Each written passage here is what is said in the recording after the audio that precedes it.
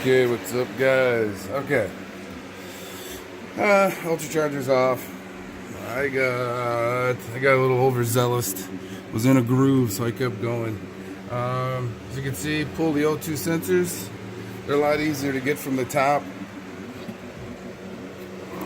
If you need to know how to get the cats out of this thing, check out. I think it's a 4 or 5 part how to do that video I got on my channel, or I have, whatever. Where we are now, all the bolts are out of the top flange from the exhaust manifold to the old test pipe, the JHMs. I'm taking those off and replacing if you missed the first video or if you whatever. And now I'm working on getting the test pipes out.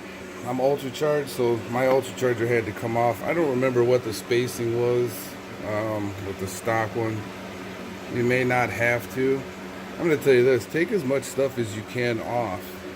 I mean, if you're a novice, you're going to want to try to hit it from all kinds of angles to find out what's better for you. As you can see, I have bear paws for hands. I don't have baby cheeseburger hands, which this job would be a lot easier if I had smaller hands and forearms. But again, take as much stuff as you can, unbolt. You shouldn't need to take any of this, splitter apart or any of that. It's a vacuum splitter. You shouldn't have to take that apart. But just from, here this way, and from here, really, I didn't have to take anything off of this side. Sorry.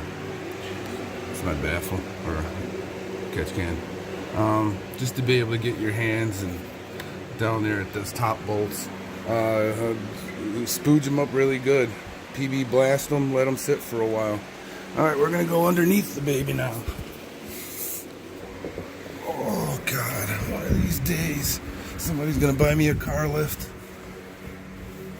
Oh, I so need one. Okay, as you can see, this is the exit for the test pipe. If you could see just beyond it up there, the flange, bolt up there, bolt behind it, and there's a hidden one. And I say hidden. I can't see it. And the first time I did it by feel. And there's gotta be. Okay. Well, anyway, transmission. You see that? Jack. Cradle is gone. So you give yourself a few inches to lower it. It gives you room to get up on either side, each side of the test pipes. Yeah. Well, anyway, that trick I learned when I took the stock ones out. I actually had to drop the trans. Oh, really, all you're doing is pivoting it. You're not literally dropping it. You're taking the cradle off. Well, support it first with the jack.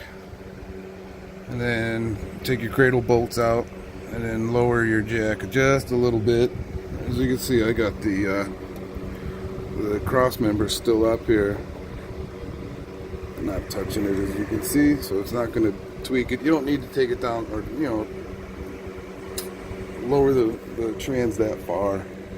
Just enough to get up in there and give yourself some room to work around to get those bolts. Remember what I said, grease them up really good. You don't want to break one of those. If you do, and you're doing this all by yourself, oh, shit. I just whacked my head. Oh, I gotta get my big ass. God damn it. Sorry about that, Lord.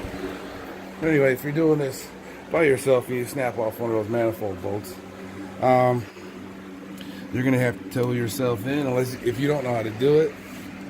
You're gonna have to tow yourself into a shop to be able to pull that manifold off, pull those studs, replace them, so you can continue. Now, of course, the wife is back, but that's the point we're at right now. Alright, next step, these are going to be out.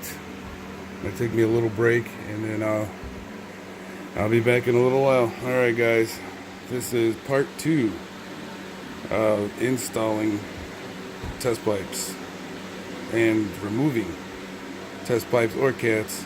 I got a cat video. This is a test pipe video. Okay, bye.